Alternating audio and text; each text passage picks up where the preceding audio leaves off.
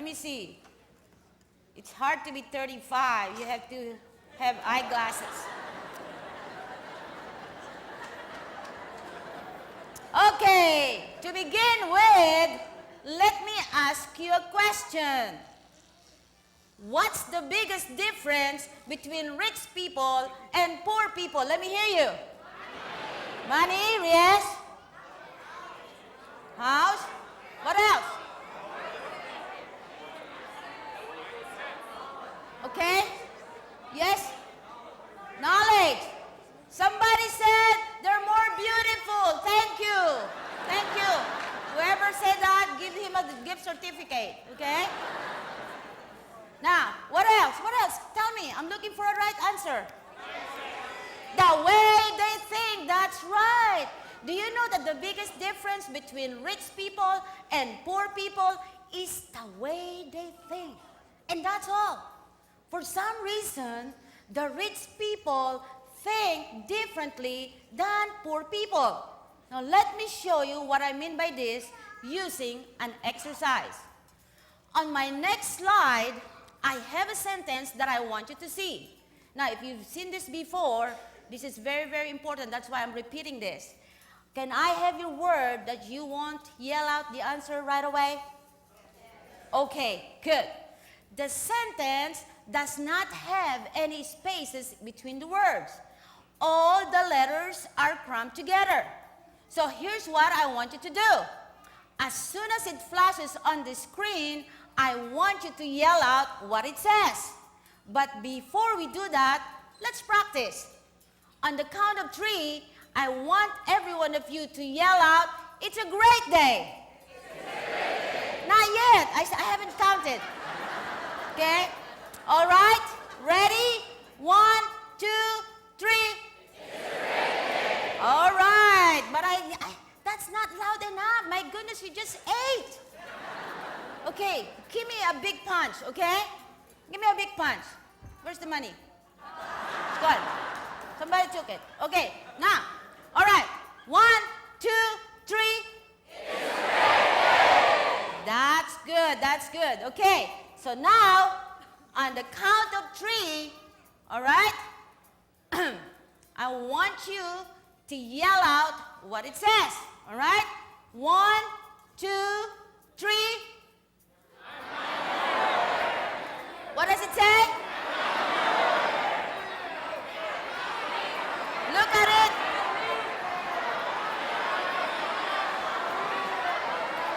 Now I know who is poor and who is rich. Okay, hush. Hush. Okay. All right. I am now here and I am nowhere. Okay? Now, all right. Now, I am now here. I am nowhere. I am nowhere is a negative sentence, okay? And so that's why a lot of us feel like we're nowhere with our finances, right? Say right. On the other hand, I am now here is a positive. And I want you to dwell on this sentence. You know what? Speaking of being now here, I want to congratulate all of you for being here. Because do you know that we mailed out a lot of invitations and you are the ones who took action first and came here tonight. So you're already winners for being here. And I want to congratulate all of you. So let's give yourself a round of applause.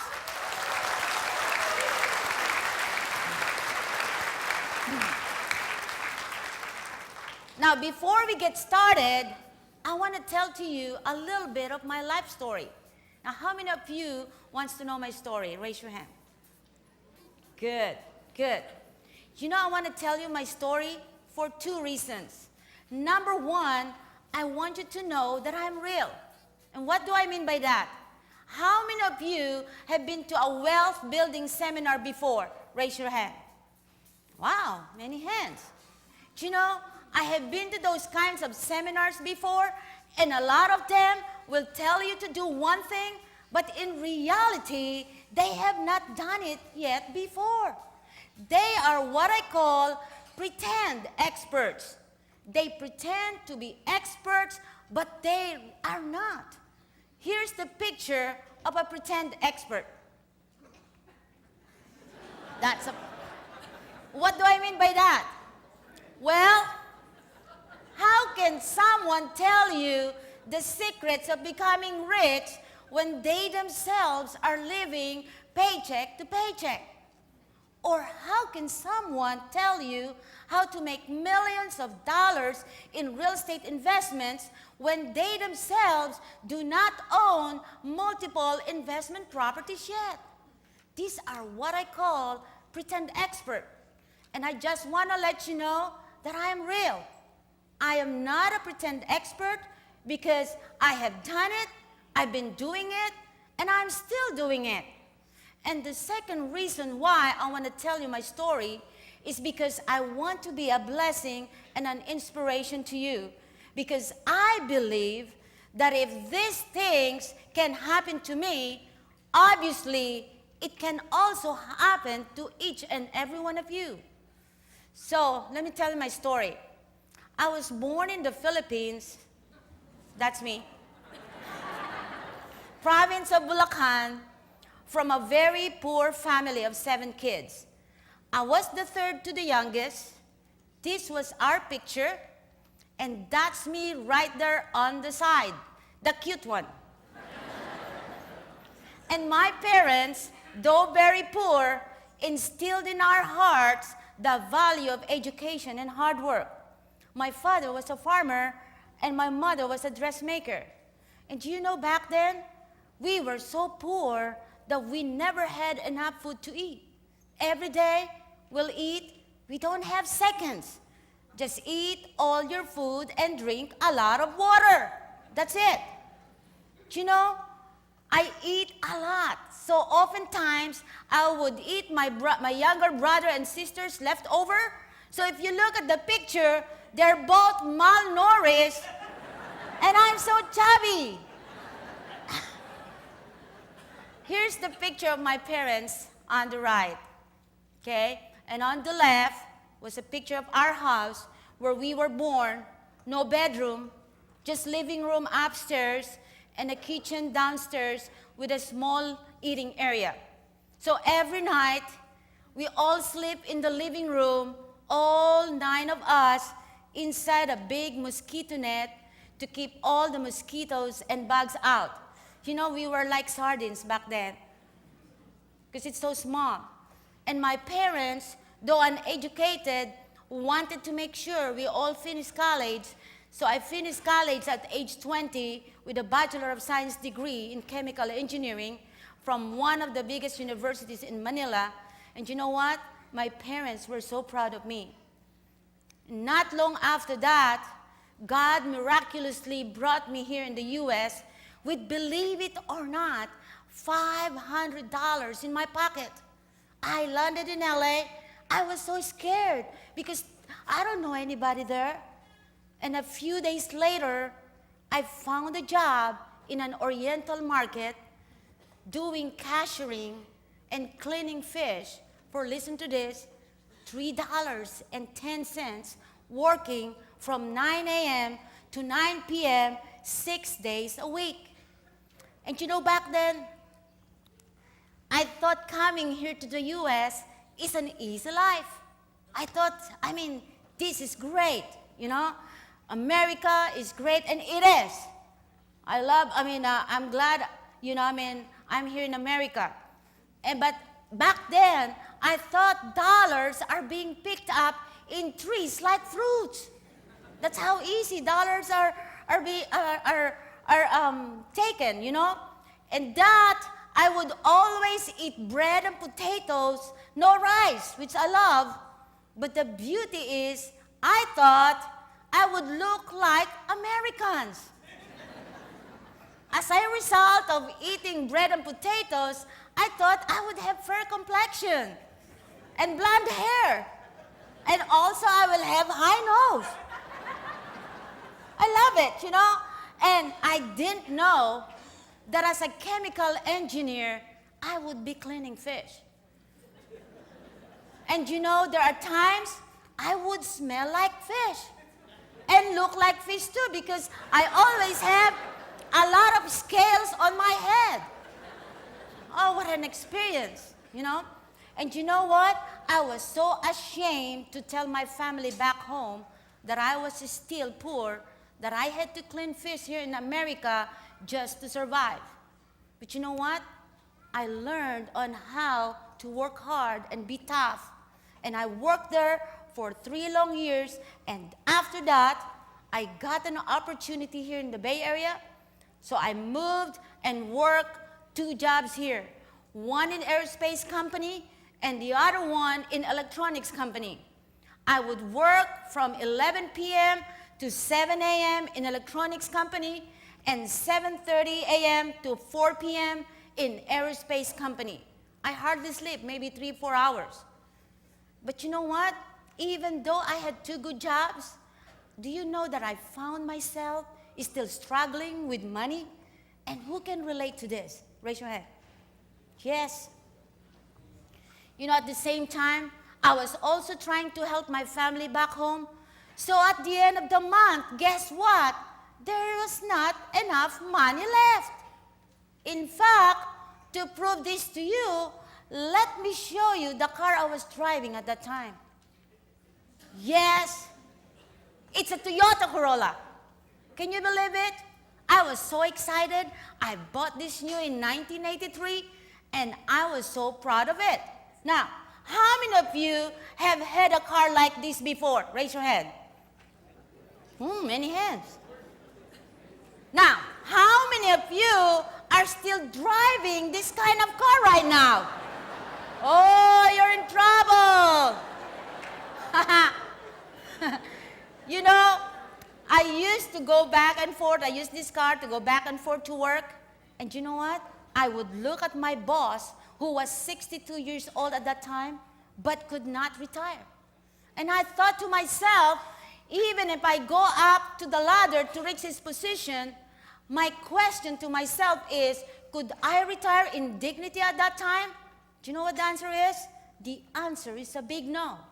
And so a big turning point came to my life, especially when I found out that according to the National Census Bureau, by age 65, do you know that 95% of Americans are either dead or dead broke?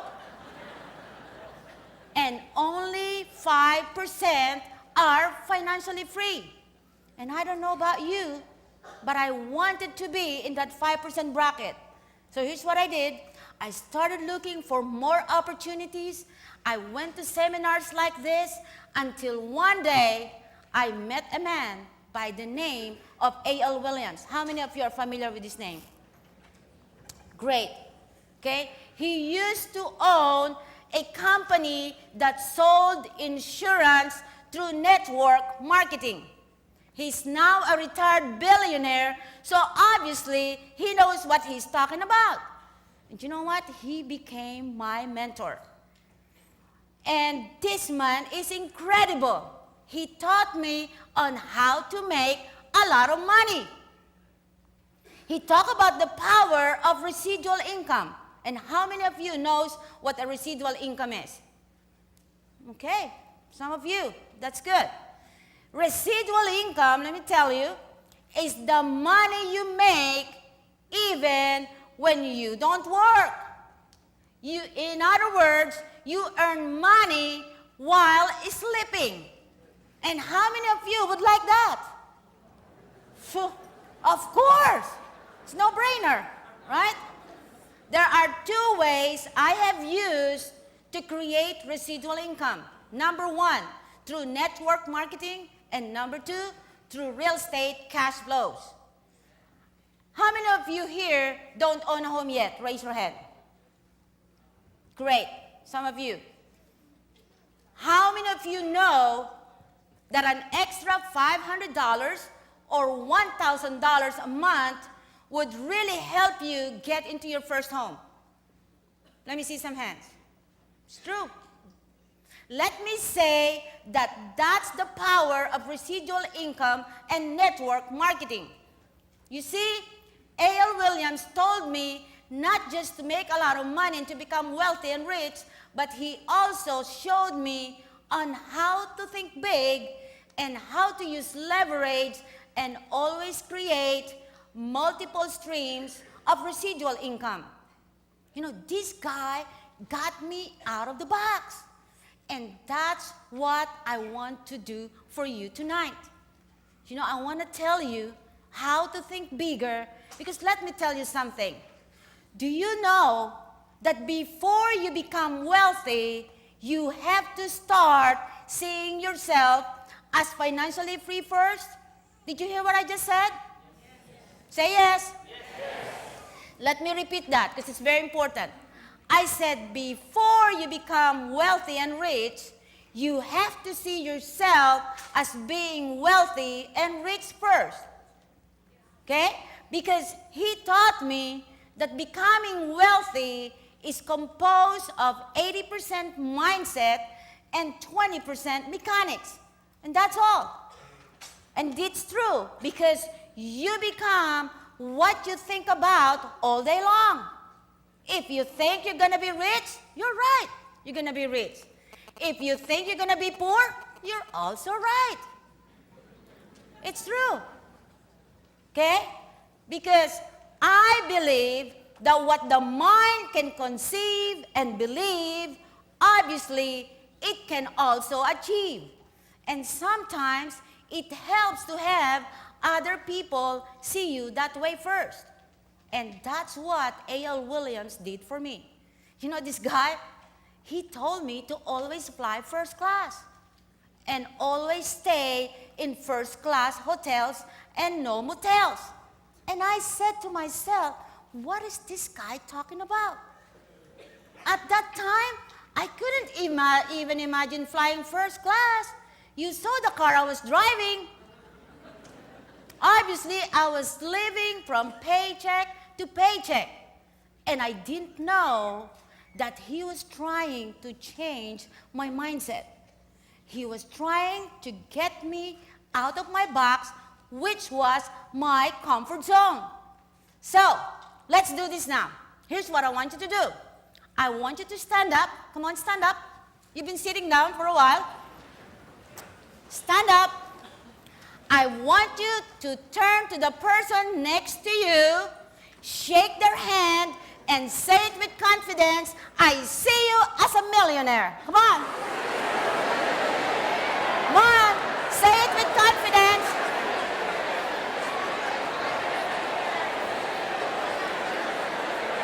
Good. Thank you. You may be seated.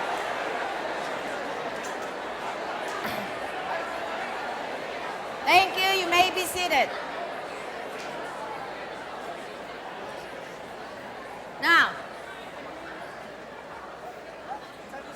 Now, did you notice